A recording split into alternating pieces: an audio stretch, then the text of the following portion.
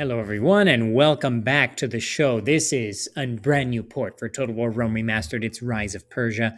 This was one of my favorite mods for the original Rome Total War, and I'm so glad that Lucius Papirius Cursor, the new hero of the Rome Total War mod community, has done such good work in porting it.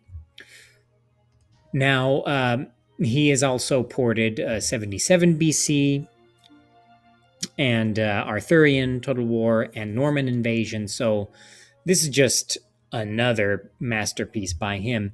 And when he does ports, he not only ports, he does a real nice job with it. So I'm going to talk about the original mod as well as some of the enhancements that he has made in this port. So uh, one of the reasons this mod has such appeal is that it's based on, the Achaemenid Empire. Of course, the Achaemenid Empire is included in some Total War campaigns. So you have, for example, the Alexander expansion, where your goal is to destroy the Achaemenid Empire, and you also have the Rome 2 Wrath of Sparta campaign that, if I'm not mistaken, includes like a small part of the Achaemenid Empire as like a faction that can influence the war between the Greek city states, but nothing that really focuses in on it as like a major player. So here we have the rise of Persia, and this mod starts in 559 BC with the rebellion of the Persians against the Median Empire. So let's quickly go through the faction list here so you can see who you can play as well as some of the factions that Lucius Papirius Cursor has added in this port, because of course Rome Remastered lifts a lot of the modding limits, including the faction limit. So we have Parsa, which of course is Persia. Parsa is of course the Old Persian word. A lot of these faction names are in Old Persian, but not all of them. So we'll go over that here. So we have Parsa here, and for example, Kambugia is the Old Persian for Cambyses. Hachamanish is the Old Persian for Achaemenes. So I like how the mod includes the Old Persian word. So Kurush is the Old Persian form of Cyrus, just for your information. We have Lydia here, which in Old Persian is Sparda. So not Sparta, but Sparda. And you can compare that with the word Sephardic. It's kind of related to that term. But anyway, we have Lydia here, of course, major power in Western Asia Minor. You have Kemet, which is Egypt, not the Old Persian word. You have Babilu, which is, of course, Akkadian. Um, the etymology of this word is very interesting. A lot of people, uh, there was an ancient folk etymology for it that the Babylonians had, where they thought it was Bab Ilu. So Bab is gate, and then Ilu is God in Babylonian, related to the word Allah. So Ilu is God, so it's the gate of the gods. Now, this is a folk etymology. In fact, the city seems to have the city is older than the Babylonians, right? So it's from the Sumer. It was founded in the sort of late Sumerian city states period, and the the etymology is almost certainly, I think, related to the Sumerian word babur, which is white or sparkly.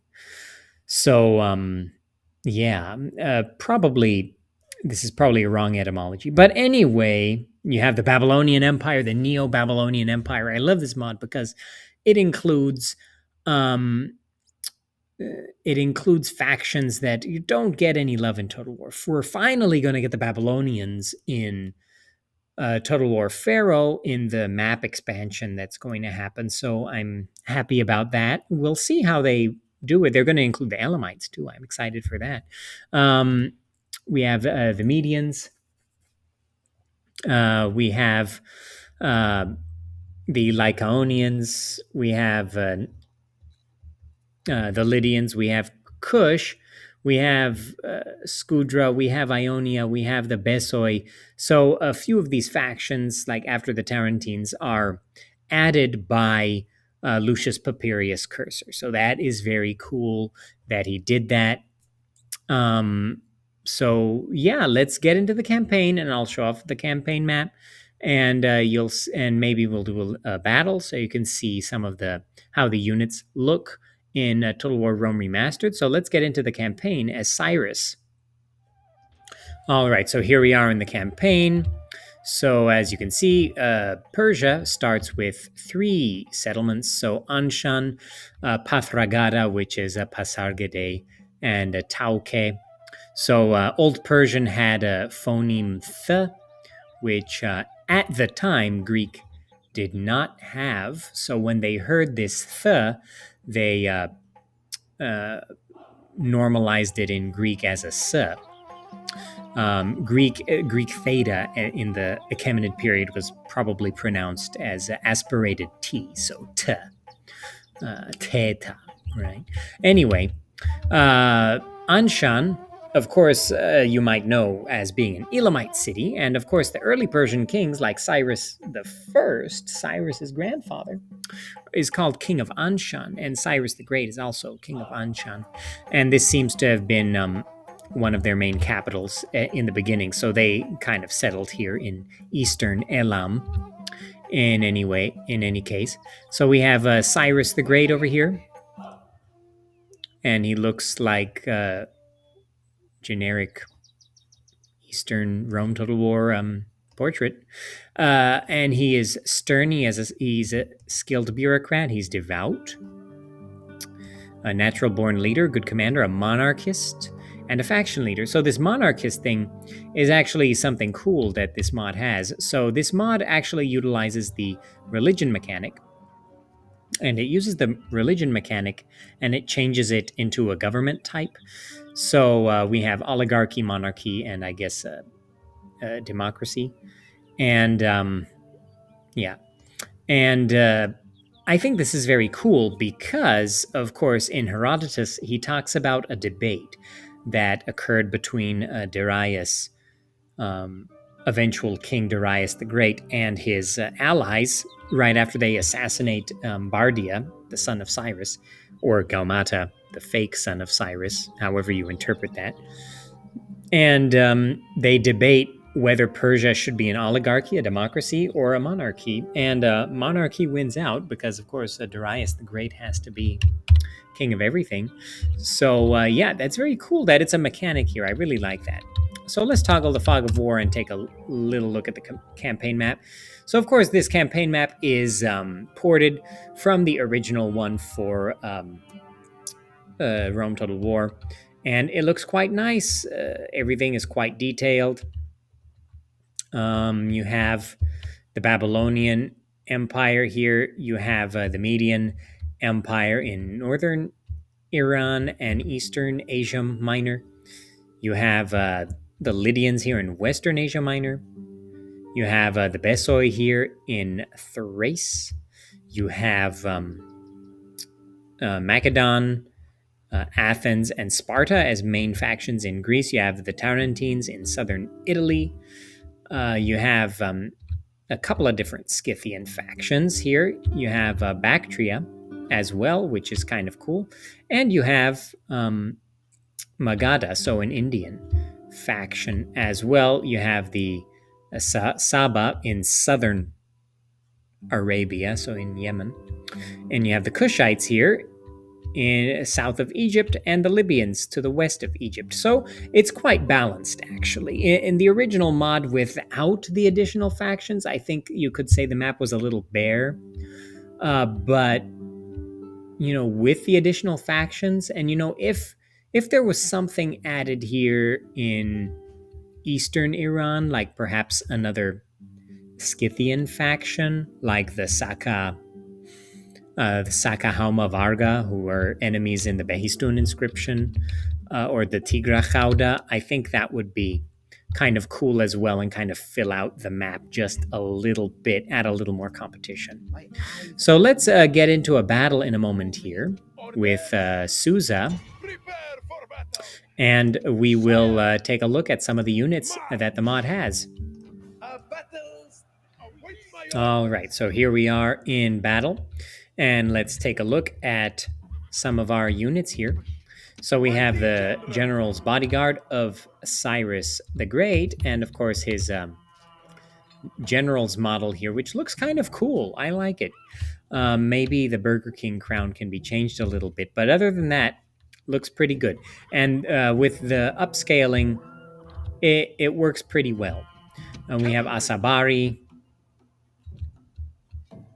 We have Thanvabara, so the archers.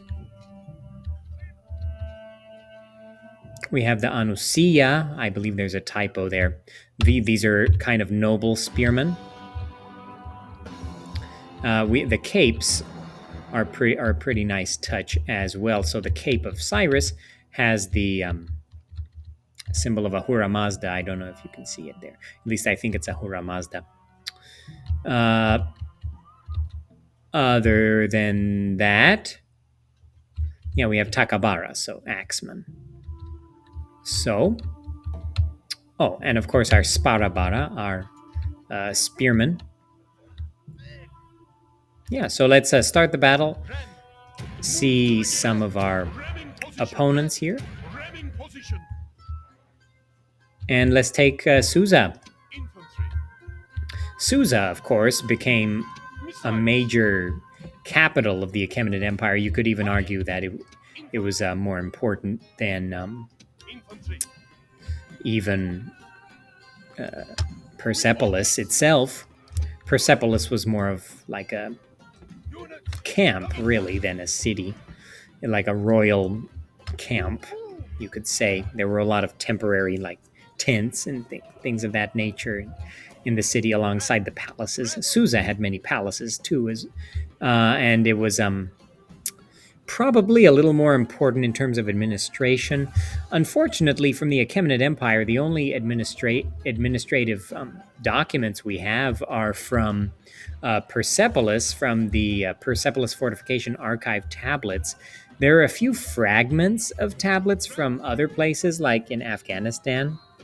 We have a fragment of an Elamite tablet from the Achaemenid administration, so that means that there were like several archives and documents kept all throughout the empire, especially in the Elamite language. However, we only have that one archive from Persepolis that's more or less intact, and that's about, I want to say, 20,000 tablets.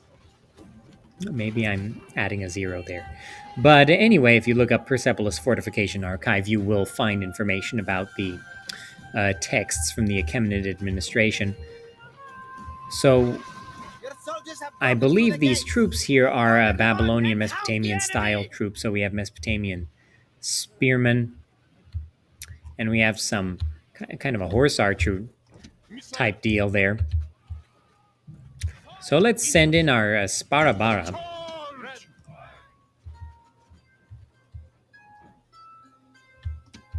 And our Anushia as well. Where's our Takabara? Our axemen should be able to cut these guys down pretty well.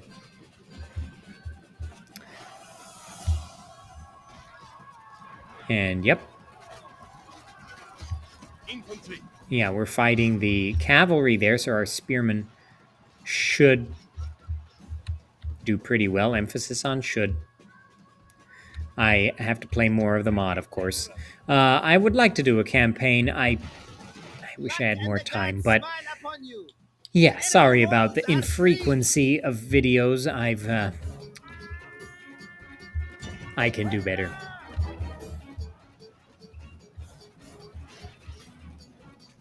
All right, so we have our Kebab infantry here, led by Captain Nabu Apal-Idin.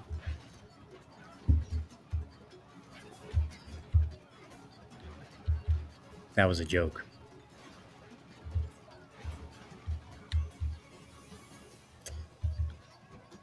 And yeah, I'm guessing we should win this battle pretty handily.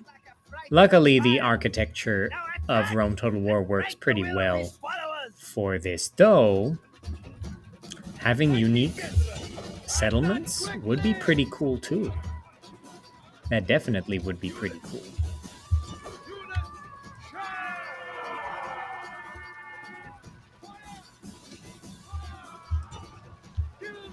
And if I got my general killed here, this would be a perfect ending to a Gudea video. But it is Cyrus the Great, so I doubt that will happen.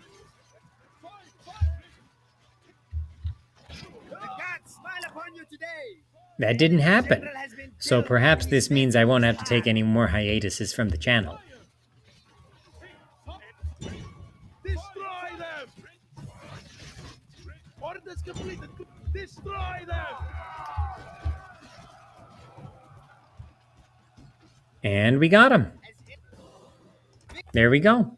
So yeah, this is Rise of Persia for Total War Rome Remastered, brand new port. It looks pretty good. A lot of the graphics, I think, will be updated over time, but you know, even now it plays really nicely.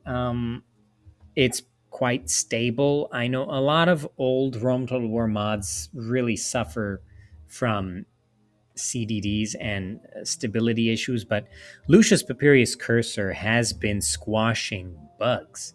Like the port of 77 BC is so much more stable than the original. It's not even funny. It's not even funny. So anyway, kudos again, all the credit to Lucius Papirius Cursor for the magnificent work he's done in porting this great mod, Rise of Persia. So if you want to see a campaign of this, let me know.